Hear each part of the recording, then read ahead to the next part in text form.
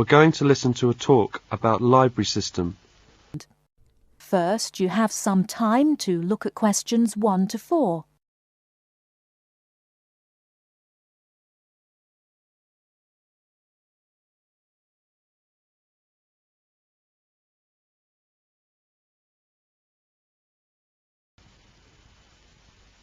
Right, everyone, my name is Kathy Smith. I'd like to give you a brief introduction about the library system. Every good student should learn how to use the library. If you have to do a research project, the library is the place to go to for information. Libraries contain books and periodicals, magazines and newspapers on many different subjects. To find the information you need, you must know how to use the library. All libraries are organised in much the same way. Every library houses a collection of books. Many libraries also have periodicals, films and records. All the books in a library can be classified under 2 main categories, fiction and non-fiction. Books of fiction contain stories that were made up by the author. Books of non-fiction contain factual material. When doing research, you use non-fiction books because you are looking for factual information. All the fictional books in a library are grouped in one section. They are arranged alphabetically by the last name of the author. Many libraries also label the spines of all books of fiction with the letters FIC or F. All libraries have a system for organising and classifying non-fiction books. The most widely used system is the Dewey Decimal System. It was designed by an American librarian named Melvin Dewey. It is called a decimal system because it divides all non-fiction books into 10 major categories. These are further divided into subdivisions. Before you hear the rest of the conversation, you have some time to look at questions 5 to 10.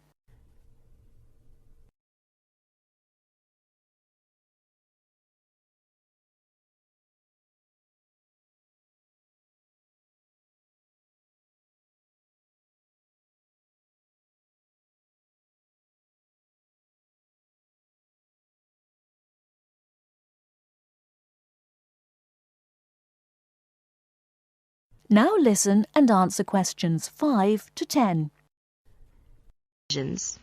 For example, all science books are numbered from 500 through 599. Each different field of science has a number within the 500 category. For example, astronomy is 520 and chemistry is 540. The Dewey Decimal System provides a category for every type of non-fiction book. The best way to locate a book in the library is to use the card catalogue. The card catalogue is an index of all the books in the library. Information about a book is listed on cards. All the cards are filed alphabetically and stored in drawers in large cabinets. The card catalogue can help you locate a particular book, a book on a certain subject, or a book by a particular author.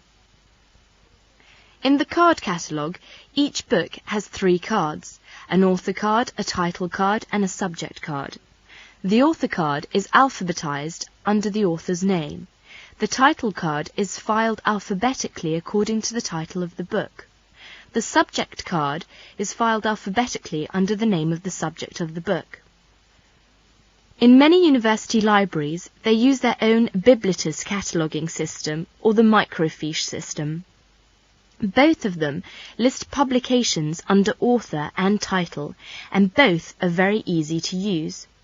Now let us see the reference books. We all know that reference books make up an important part of a library's non-fiction books collection. They contain facts and information about any subject you can think of. Reference books are not meant to be read from cover to cover. You should use them when you want important facts and information about a particular subject. Let's see some major types of reference books. First, dictionaries. Dictionaries are books that list and give the meanings of the words in a language. They also give the pronunciation of words in a dictionary which are listed alphabetically. Second is encyclopedias. Encyclopedias are reference books that provide factual information about people, events, places and subjects of lasting interest. Each article is written by a specialist on the topic being discussed. An encyclopedia usually consists of a number of books arranged in a set. The volumes are arranged in alphabetical order according to the topic of each article. Letters are stamped on the spine of each volume to indicate the alphabetical rang of the topics in each volume.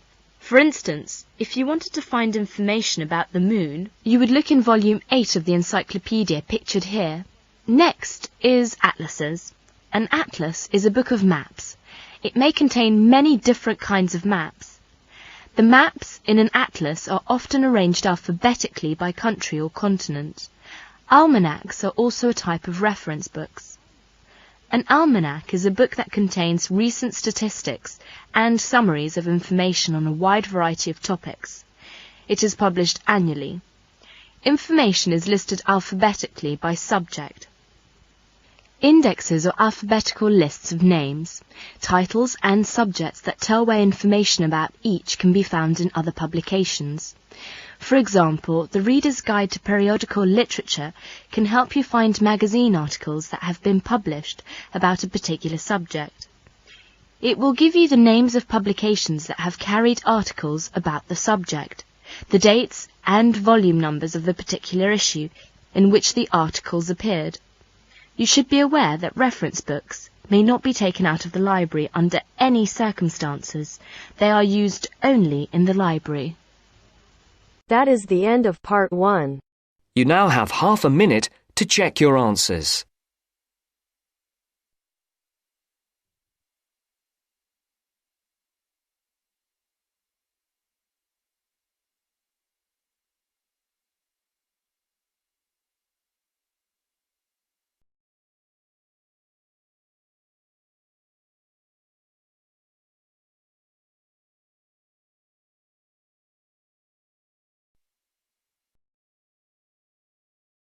Now turns to part 2.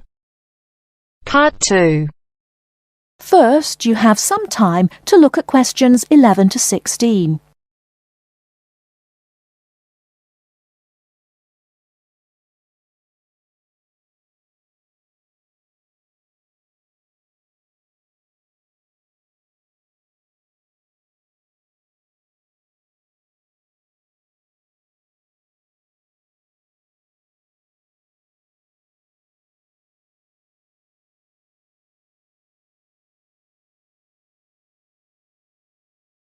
Now, listen carefully and answer questions 11 to 16.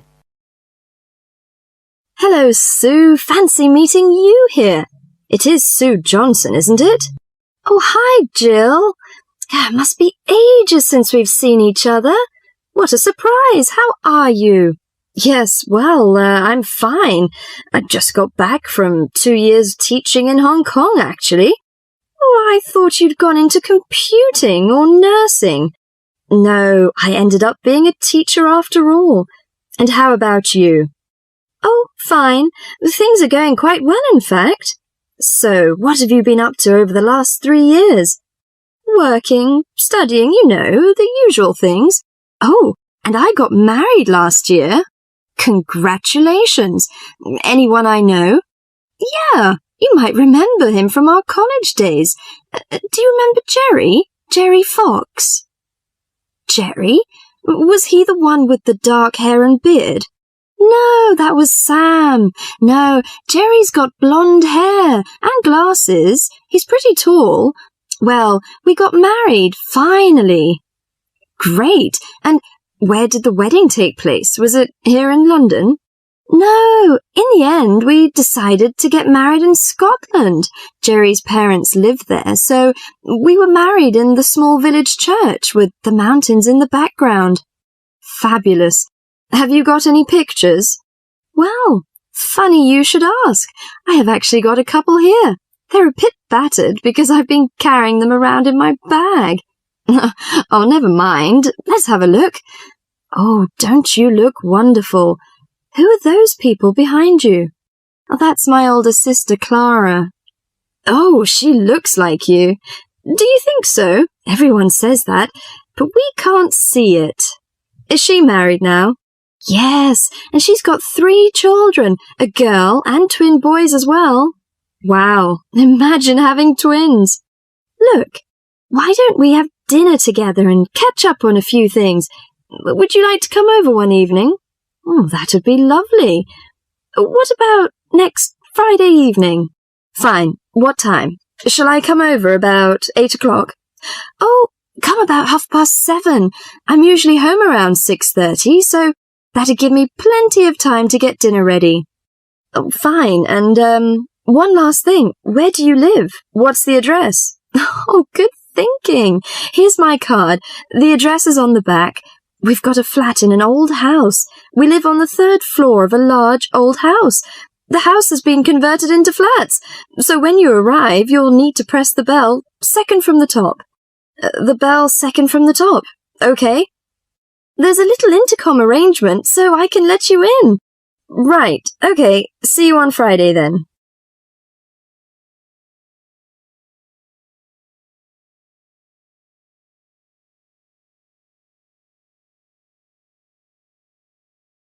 Before you hear the rest of the talk, you have some time to look at questions 17 to 20.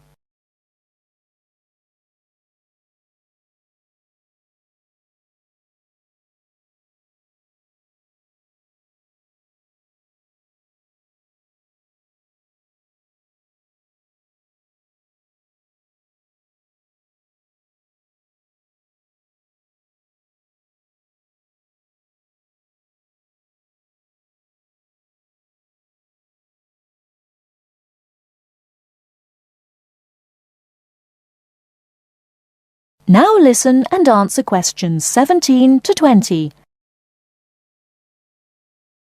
Welcome, Jill. This is my husband, Jerry. Jerry, this is Jill. Hi, Jill. Nice to meet you. Hi, Jerry. Well, let's come in and take a seat. Sue told me that you've just returned from Hong Kong. Was it a pleasant trip? What kind of city is it? Oh, well, Hong Kong enjoys a reputation for the flourishing business. It has a population of around 6.6 million. Much larger than that of Sydney, right? Sydney has a population of 4 million, I think. Yes, did you enjoy staying there? Well, being a metropolis has advantages. You get the latest films and music. There's always something going on, and there's such a wide variety of different people and cultures that it's difficult to get bored. Of course, all this has its downside. The cost of living is very expensive, and most people cannot afford to go out very often. So although the entertainment is available, you have to have a lot of money to enjoy it. Another problem is, like most big cities, there's a lot of crime. What about the weather? I suppose that it gets a lot of rain. Not always. In summer it's humid, but it's cool and dry in winter. The average temperature in June and July is about 91 degrees Fahrenheit. Hotter than here. The best seasons are spring and autumn. They are mild and agreeable. Is there anything you particularly miss of staying there? Yes, the tasty local food is to my liking, especially the seafood. Hong Kong also enjoys the fame of a paradise for shopping. But I'm not very keen on that, you know. I suppose it must be your favourite. Most shopping malls in Hong Kong have longer opening hours than those in Sydney. Some are even open the whole night during the Christmas holidays. Oh, it sounds lovely. I hope I have a chance to travel there. And I can be your tour guide. Yes, that's great.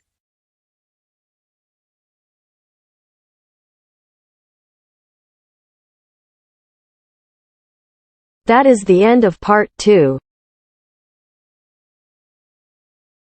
You now have half a minute to check your answers.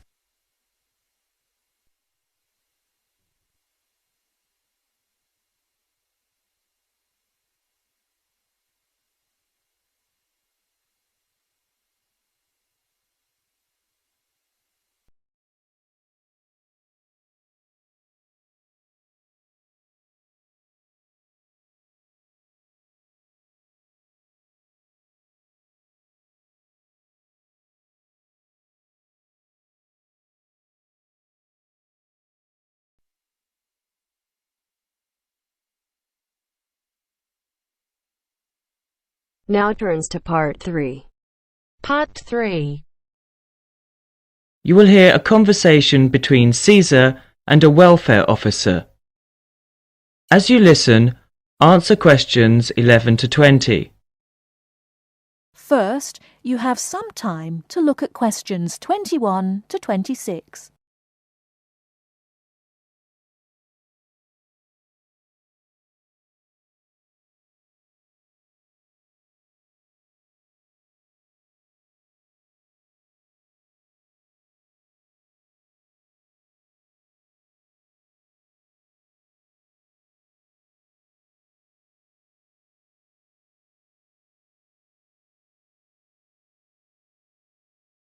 Now listen carefully and answer questions 21 to 26. Good afternoon. My name's Cesar Bautisto. Hello, I'm Wendy, one of the welfare officers. Can I help you? Yes, I have to move out of my accommodation in 2 weeks, and I can't find anywhere else to live. Okay, I'll need to know some details about your current situation. I'm an overseas student from the Philippines. The college gave me a temporary room for 1 month. I can't find anywhere else, and I have no money. Have you told the college about your position, or asked them to let you stay longer in your accommodation? No, not yet. I didn't think that would be possible. Well, we can contact the accommodation service on your behalf to see if they'll let you stay a little longer, until you can find an alternative. Thank you. But I'm not sure that I can find another place, as they all ask for money before moving in, and I don't have any. Yes, it is usual in this country for landlords to ask for up to a month's rent in advance. Don't you have any money at all? Hardly any. I'm waiting for my grant cheque to be sent from the Philippines at the moment. It should have been here for me to collect when I arrived in Britain, but it seems to have been lost. You can apply for emergency loan from the union if you want. The loan can be for up to £200, and we ask for a post-dated cheque for the same amount to be given to us, so that we can recover the money once you receive your grant cheque. That would be very good.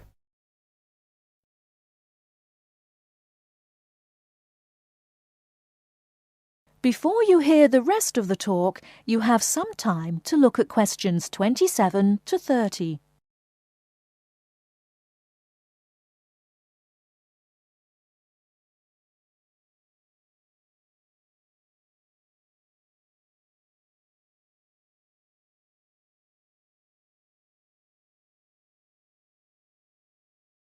Now listen and answer questions 27 to 30. I'll apply, but I'm still worried about how to find new accommodation. As I said earlier, we can ask the college to extend the time you're allowed to stay in your present accommodation. They may refuse, of course. Then what will happen? If the worst comes to the worst, the union may be able to provide some very short-term emergency accommodation. If you want me to, I'll contact 1 or 2 of the addresses on the notice board and arrange for you to visit them. But what if they ask me for the rent in advance? I only have £90 left, and I need that for food and books. It'll be all right. By the time they actually need the money, we'll have your emergency loan ready. Just fill in this application form and write me a cheque for £200, please, payable to the student union. Right, I'll do that. Thank you very much for your help. I'm feeling more optimistic now.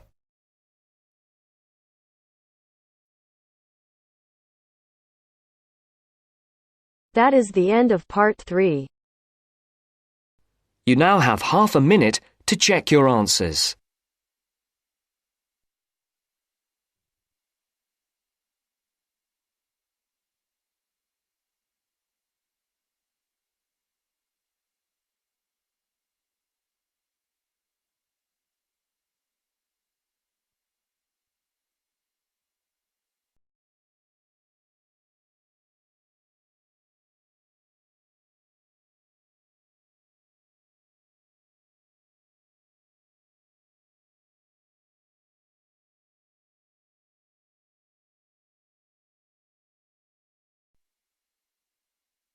Now turns to Part 4.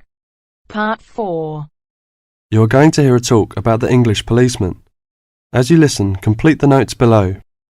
First, you have some time to look at questions 31 to 40.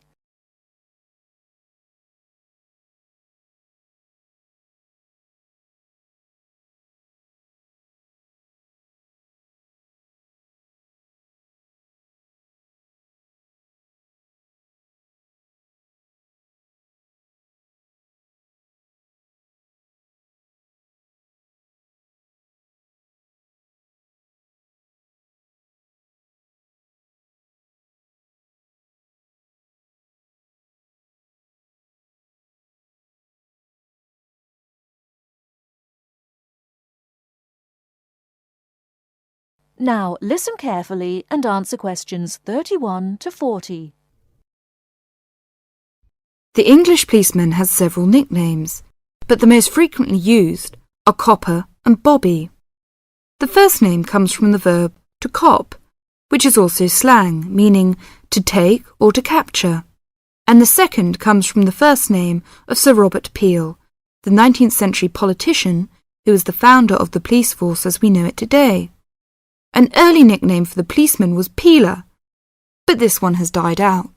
Whatever we may call them, the general opinion of the police seems to be a favourable one, except, of course, among the criminal part of the community, where the police are given more derogatory nicknames which originated in America, such as Fuzz or Pig.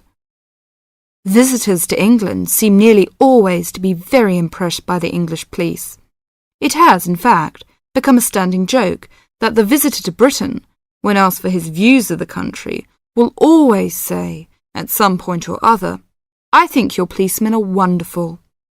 Well, the British Bobby may not always be wonderful, but he is usually a very friendly and helpful sort of character. A music hall song of some years ago was called, "If you want to know the time, ask a policeman." Nowadays, most people own watches, but they still seem to find plenty of other questions to ask the policeman. In London, the policemen spend so much of their time directing visitors about the city that one wonders how they ever find time to do anything else. Two things are immediately noticeable to the stranger when he sees an English policeman for the first time. The first is that he does not carry a pistol, and the second is that he wears a very distinctive type of headgear, the policeman's helmet. His helmet, together with his height, enables an English policeman to be seen from a considerable distance, a fact that is not without its usefulness. From time to time it is suggested that the policeman should be given a pistol, and that his helmet should be taken from him. But both these suggestions are resisted by the majority of the public and the police themselves. However, the police have not resisted all changes. Radios, police cars, and even helicopters give them greater mobility now. The policeman's lot is not an enviable one, even in a country which prides itself on being reasonably law-abiding.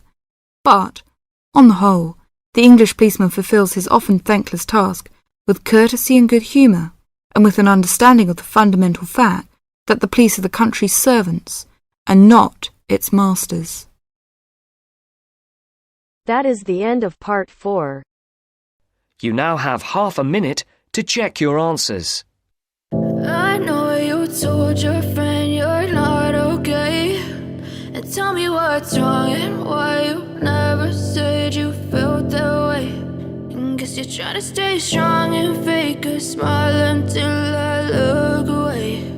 But I've known you too long, it hurts to watch your blue eyes fade to grey as you fade.